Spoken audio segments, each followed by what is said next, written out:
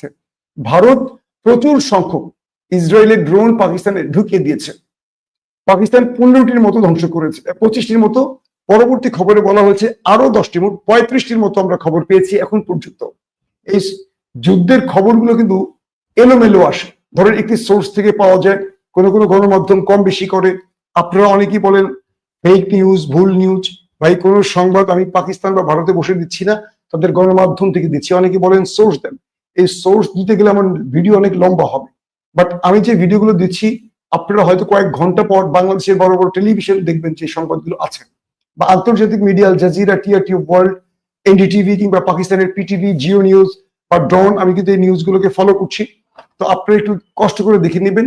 পাশাপাশি আমি অনেক খবর পাকিস্তান বা ভারতীয় সাংবাদিকদের সাথে কথা বলে দেই, যেগুলো হয়তো অনেক পরে খবরে আসে। অনেক সময় এই খবরগুলো তারা গণমাধ্যমে দেয় না। যেমন পাকিস্তান থেকে আমাকে 3জন সাংবাদিক যে তথ্য দিয়েছে, তারা বলছে যে ভাই, আমাদের সিচুয়েশনটা এই পর্যায়ে, কিন্তু এই খবরগুলো এখন দিবেন না, আইএসপিআর বলার আগ পর্যন্ত দিবেন না।